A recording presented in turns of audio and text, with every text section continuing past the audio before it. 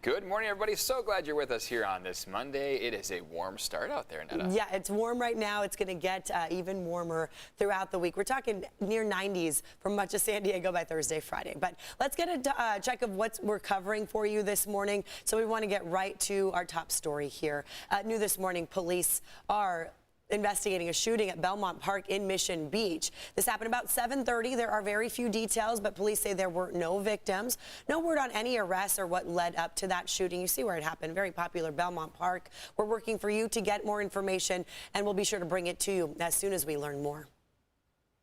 Turning now to this, renters in the city of San Diego could soon have another protection against evictions. This morning, City Council set to vote on a no-fault eviction moratorium. CBS 8's Dana Marie McNichol live with how this proposal could impact you. Good morning.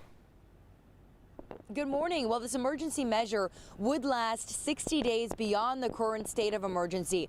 Now, landlords are not agreeing with this. They're upset because the city votes monthly to extend the state of emergency. There's no clear end on when that would stop. So we're hearing from landlords this morning about why they're opposing it. To pass this would seriously affect the entire rental housing ecosystem. I don't think that it's been properly vetted. I don't think that there's any data that shows that it's necessary. Now, that was Lucinda Lilly, the president of the Southern California Rental Housing Association, which is opposed to this measure, concerned, among other things, about the lack of certain end date for this proposed moratorium. Many rental property owners say the proposal doesn't take into consideration their rights they have to their own property. No-fault evictions are typically when an owner wants to move back into their property, remodel, or sell it. Now, Sean Elo Rivera, City Council president, says he doesn't want to see people put at risk for homelessness here in San Diego, and this is a way to prevent it. He says from August to December, no-fault evictions accounted for 23% of services provided by legal aid. Now, there are some exemptions in place, I do want to note. If renovations or upgrades have been ordered by the government, or if a property owner wants to move a close family member into the unit, which in case the renter must receive about 90 days notice. Now, the San Diego City Council is expected to vote on the expanded tenant protections this morning. If 6 City Council members do approve it, it will go into effect immediately. So if you'd like to read a little bit more information as a tenant or a landlord, head to CBS8.com. You have more information there. I'm Dana Marie McNichol, live on Harbor Island. I'll send it back to you. All right, Dana Marie, thank you. A big change this morning for students at San Diego Unified. Starting today, kids have the option of leaving the masks at home. But the district is still recommending them. CBS 8's Chris Groh joining us live in the newsroom with what else families need to know about the changes now that spring break is over for many students. Good morning, Chris.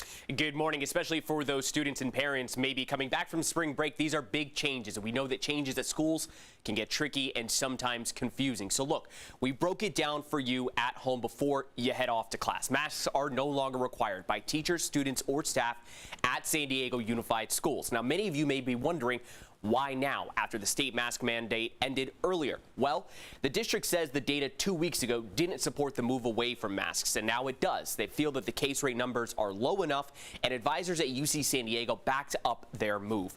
Also important to point out, they are reminding all stakeholders, those parents, teachers, students, and staff, that masks are still strongly recommended. And when we've been out at other districts, we've seen that there is still some amount of students and even teachers that feel more comfortable wearing masks indoors and maybe even sometimes outdoors. Now, masks are going to still be required in school health offices, even if a child is just there to receive their daily medication.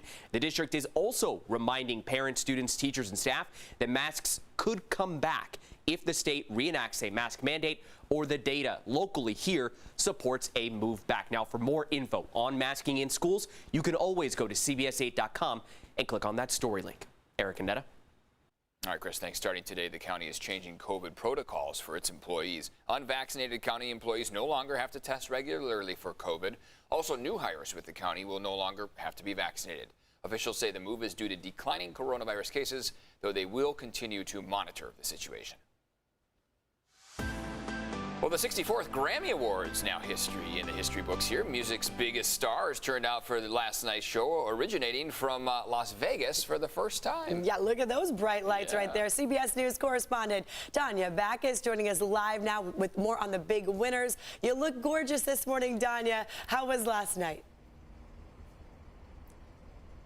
Thank you so much. Last night was absolutely amazing. You know, with most of the COVID restrictions lifted, last night's show felt like one big reunion. Jon Batiste was king of the night. And then, of course, there were those special performances and special tributes. We are Jon Batiste! Jon Batiste was the Grammy's big winner Sunday, taking home 5 awards, including the coveted Album of the Year for We Are. I came in focused on family and freedom to really give healing and give just some joy, some good old black joy to the world. The 70s-inspired duo Silk Sonic also had a good night, with 4 trophies, including top awards for Record and Song of the Year with Leave the Door Open. We are really trying our hardest to remain humble at this point.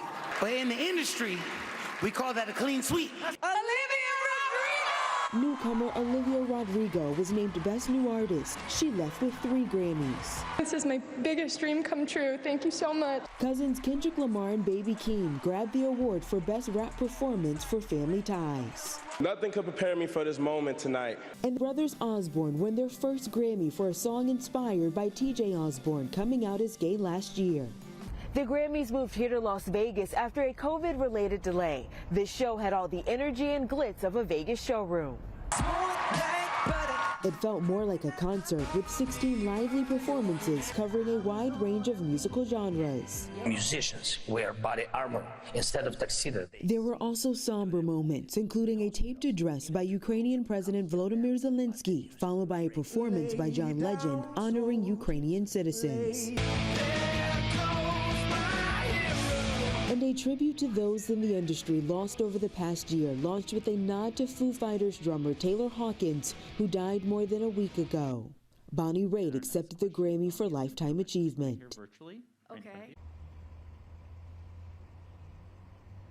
Other big winners include Chris Stapleton, who won 3 Grammys, including Best Country Album. The Foo Fighters also won big last night, taking home 3 Grammy Awards for Best Rock Performance, Song, and Album.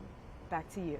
Yeah, we were excited to see Olivia Rodrigo. She's a Southern California native here, not too far from San Diego, winning that big award. What a special night for her as well. Danya, thank you so much for that update. Thank you, Danya. Justin Bieber, did you notice this at the Grammys? Is wearing that San Diego Padres hat. Yeah, there's the SD getting represented there. The 2-time Grammy Award winner gave a dramatic rendition of his hit song, Peaches. And yeah, got a lot of attention from many local music fans on social media here. Bieber was nominated for the Record of the Year, but he lost out to Silk Sonic's Leave the Door Open. But nonetheless, always nice to see a SD ball cap there on the big stage. So, yes, he was wearing shiny pants. Yes. Did he borrow yours? Oh, yes, the ones that you showed all of our viewers last Friday and the April Fool's joke you pulled on me. Yes, those. Yes. No, he did not DM me for those. He didn't? Okay. He must have had the same tailor, though. Right, of course. Same size and everything. Same sparkle. Yeah, he could have asked me for an SD hat. He didn't need to go buy one. I have plenty of Padres hats. You know, but that's cool. Who knew he was a Padres fan? Maybe he'll be showing up to Petco Park. Season will be starting very soon. Thursday, so, Biebs, we'll see you here. If you need Eric's pants, he's got them still. You have to check his Instagram, the sparkle. You don't want to miss it. Here's a look at what's going on this morning. A little cloudy to start things off. We are dealing with a little fog right there in Ramona, but the rest of the county, you shouldn't be running into much of that. Just a little slight chance of drizzle this morning, especially where that fog is along our foothills. That's also where you're in the low 50s. Most of you along the coast, upper 50s. It feels pretty warm for Chula Vista and downtown. Oceanside, you're at 58 degrees. The cloud coverage helping keep warm air right in place. By this afternoon, we will see that sunshine, especially your lunch break. Should be mostly sunny. 65 degrees, upper 60, close to 70 for this afternoon. Your afternoon highs for downtown San Diego. So we will warm up today. We're going to be a lot warmer than yesterday, and we're on the way to really feeling the heat by the end of the week. So high pressure will be in place here over the next few days. So you'll really see a rapid rise. 71 in La Mesa today, 75 in El Cajon. Compared to the cool, cloudy, kind of drizzly weather that we had had yesterday, you'll start to see the effects of high pressure today. Low 70s for most of our inland valleys like Fallbrook, Escondido, Poway, RB, you'll be there too. Low 70s in Julian and then 94 in Borrego Springs. We also want to talk about the winds because this will cause things to dry out a little bit. For most of the day today, onshore flow. Tomorrow, offshore picks up. Our fire risk elevates, especially along the mountains and the foothills of our mountains. Here's a check of what's going on with traffic. So for now, it doesn't look like things are slowing down. We're not seeing much traffic on the roads quite yet. I know school is starting for San Diego Unified, so it'll get busy here over the next hour or so. There is a crash right there on the right-hand shoulder on the 5 northbound side, so that's right near the Coronado Bridge. You're seeing typical slowing on the bridge as people are heading to base, but this crash may also impact the commute if you're going in towards downtown San Diego. But that's all we're dealing with this hour.